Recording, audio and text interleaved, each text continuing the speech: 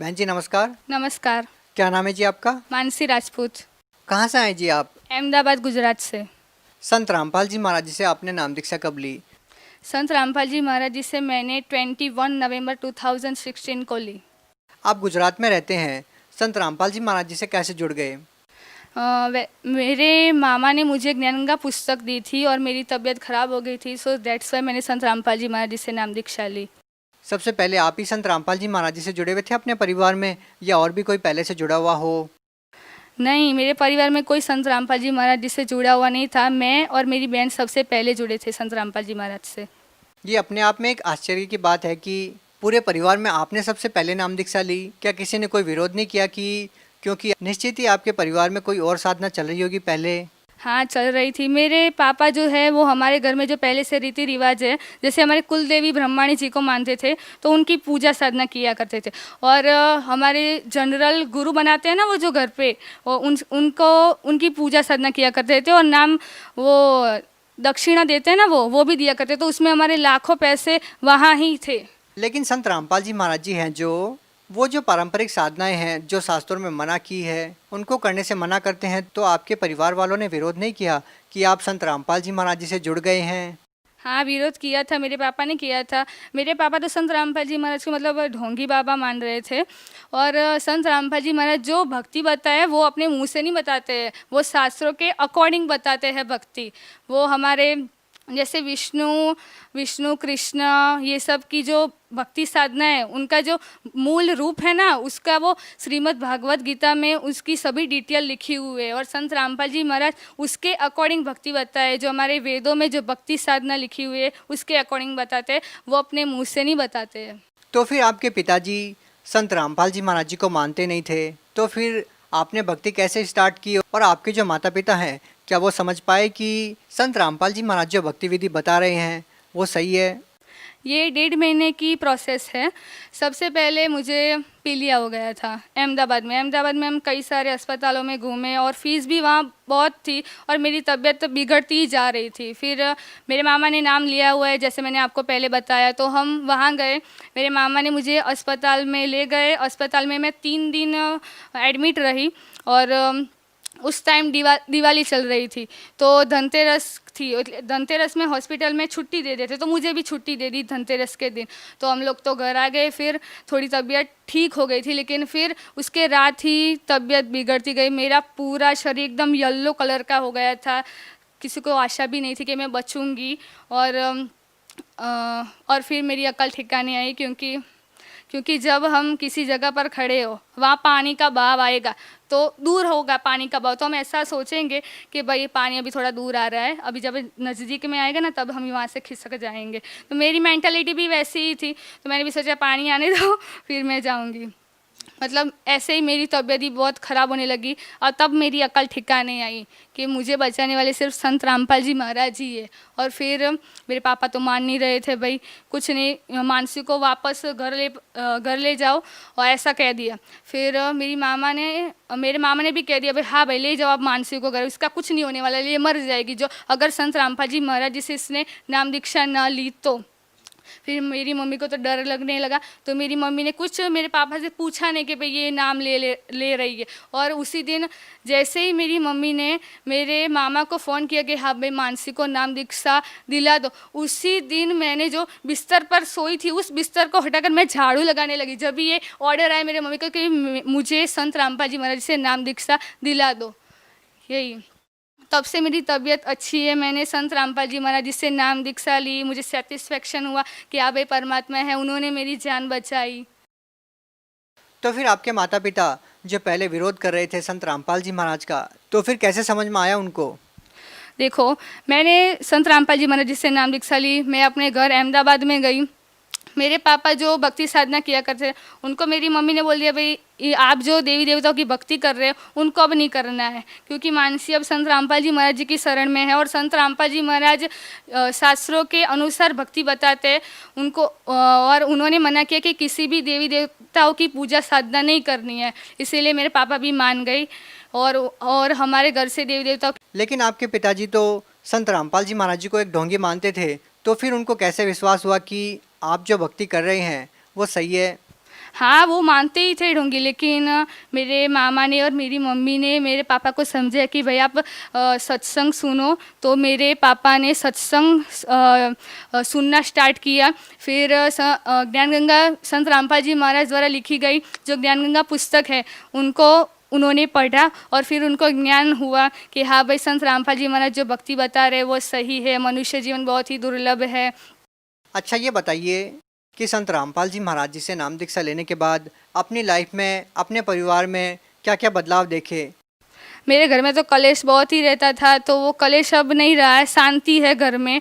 और मेरे mummy papa जब हमने नाम दीक्षा नहीं ली थी तब हमारे तीनों भाई बहनों को 7 बजे के बाद, रात को 7 बजे के बाद हमें घर से नहीं निकलने देते। मेरे पापा संत रामपाल जी महाराज जी के शरण में आए और उनको अब विश्वास होने लगा कि हमारे जो बच्चे हैं वो अब समरथ की शरण में है, वो समरथ के नियम में रहते, ऐसा कोई काम नहीं करेंगे कि उनके दिल को चोट लगेगी। जैसे कि हमारे समाज में भी बहुत कुरीतियाँ चल रही है, लड़की लड़कियों में सब समाज बिगड़ चुका है।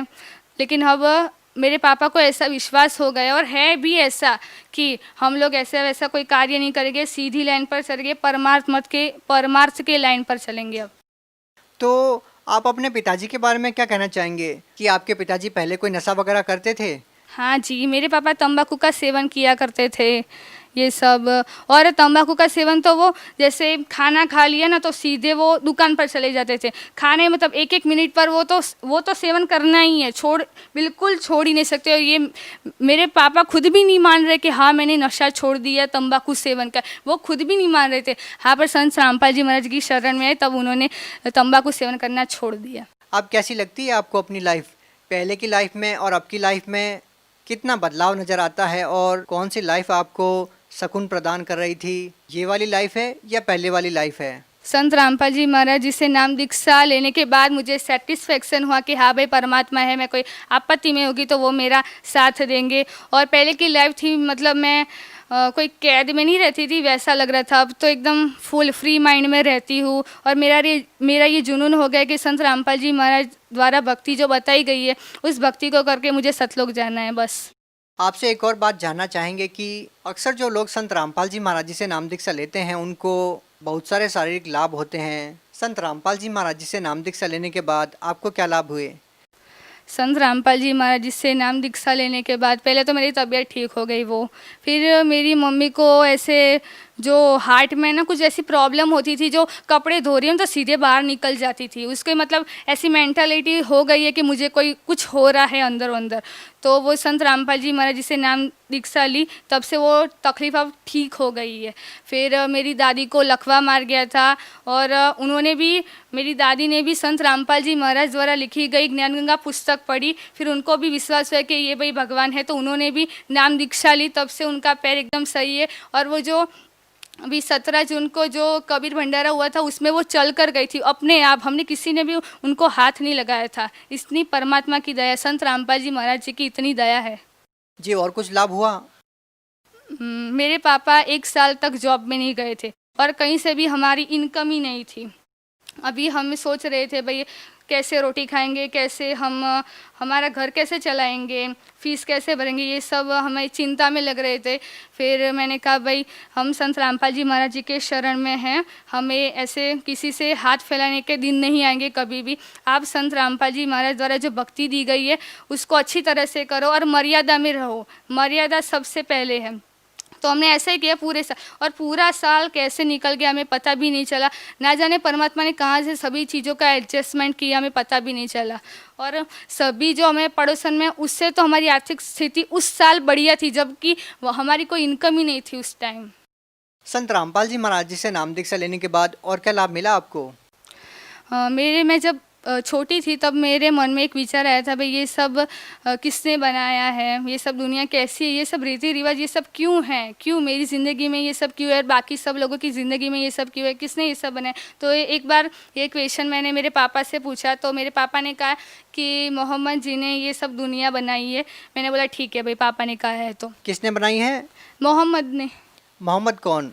वो मुझे भी नहीं पता मोहम्मद कौन है, लेकिन संत रामपाल जी महाराज के शरण में आए तब मुझे पता चला कि मुसलमान के कोई वो थे। हाँ, तब एक मेंटालिटी थी मेरे मन में, ये क्वेश्चन मेरे मन में घूमता रहता था। संत रामपाल जी महाराज जी का मैंने ज्ञान जब समझा तब मुझे समझ में आया कि इस सृष्टि की रचना किसने की है, मुझे किसने बनाया, मेरे भाई बहनों को किसने बनाया, ये सब मुझे पता चला। मैं पढ़ाई में बहुत ही वीक थी, कभी मेरे अच्छे मार्क्स नहीं आते थे कभी भी। और 11th में तो मैं संत रामपाल जी महाराज जी की शरण में आ चुकी थी, लेकिन अब पढ़ाई पर इतना मूड नहीं था और भक्ति में मूड था। तो मैंने कोई क्लास में मुझसे बात नहीं करता था पहले, क्योंकि मैं इस भक्ति करती थी, इसलिए कोई मुझे बुलाता नहीं था, सब अपने अपने काम में लगे रहते थे ये सब। और मुझे तब बहुत बुरा लगता था कि ये लोग मुझसे बात भी नहीं कर रहे हैं ये सब वगैरह। तो मैंने संत रामपाल जी महाराज जी से कहा कि भाई मालिक मेरी लाज रखना, क्लास में मेरे कम मार्क्स ना आए, ये देखना परमात्मा। तो परमात्मा ने देखा ही। फर्स्ट एग्ज़ाम में मैंने कोई रात दिन मेहनत नहीं की थी, फिर भी परमात्मा ने मुझे 82% दिए थे, जबकि कोई भी मेहनत नहीं थी। मैं खुद चौंक गई थी। और जब सेकंड एग्ज़ाम आई ना, तब भी वही की सिचुएशन रही कि मेरे फिर से 82% ही आए, जबकि मैंने कोई मेहनत ही नहीं की थी। और फिर तीसरी एग्ज़ाम में तो मैंने बंदी छोड़ को कहा, संत रामपाल जी महाराज जी को कहा कि परमात्मा अपने 2 एग्ज़ाम में तो मुझे निकाल दिया आगे, लेकिन अब तीसरी एग्ज़ाम में परमात्मा देखना, क्योंकि अगर आपने नहीं देखा ना तो सब लोग समझेंगे कि मैंने एग्ज़ाम में बेईमानी की है, आप लाज रखना मेरी। तो परमात्मा ने तीसरे एग्ज़ाम में तो मुझे 88% दिए मालिक ने। यार मैं तो चौंक गई, मुझे तो विश्वास ही नहीं हो रहा था। बहन जी, आप भगत समाज को क्या संदेश देना चाहेंगे? मैं भगत समाज को संदेश देना चाहती हूँ कि संत रामपाल जी महाराज ने नशा मुक्त भारत अभियान का बेड़ा उठाया है, दहेज मुक्त भारत का भी बेड़ा उठाया है। इससे जो मेरे पापा है, तो मुझे भी पता है कि उनकी मेंटालिटी पहले ऐसे थी कि भाई 2 बेटियाँ है, कैसे ब्याह करेंगे इनका, कैसे मतलब दहेज कहाँ से लाएंगे ये सब। और उतनी तो हमारी इनकम भी नहीं थी, खाने के फांफे थे, तो इनकम की तो कहाँ बात ही करे। तो मेरे पापा की यह टेंशन तो दूर हो गई। और मेरे पापा जो तंबाकू सेवन करते थे वो भी अब नहीं करते, और इससे मुझे बहुत सेटिस्फेक्शन मिल रहा है। और इसके लिए मैं संत रामपाल जी महाराज की बहुत आभारी हूँ। और इसके अलावा मैं भगत समाज को प्रार्थना करना चाहती हूँ कि ये मनुष्य जीवन है, बहुत ही दुर्लभ है। अगर आप किसी मुश्किल में होगे तो आपके भाई बहन मम्मी पापा कोई नहीं आएंगे। अगर कोई आप किसी भी परिस्थिति में कोई काम कर रहे हो और कोई भूकंप सुनामी आएगी तो आपको कोई नहीं बचाएगा, सब अपनी जान बचाएंगे। तो तब आपको संत रामपाल जी महाराज मतलब परमात्मा आपको बचाने आएंगे। आप परमात्मा की कदर करना सीखो। और ये सब जो भी अभी समाज में सब फिल्में देख रहे हैं उससे सब प्रेरित हो रहे हैं सभी चीज़ों के लिए, तो ये भी बंद कर दीजिए। फिल्में अच्छी चीज़ों के लिए है, बुरी चीज़ों के लिए नहीं है। तो मैं भगत समाज को ये कहना चाहती हूँ कि संत रामपाल जी महाराज द्वारा लिखी गई पुस्तकों को पढ़ो, उनका सत्संग सुनो और फिर संत रामपाल जी महाराज जी से नाम दीक्षा लेकर अपना कल्याण कराओ। धन्यवाद। सच साहेब।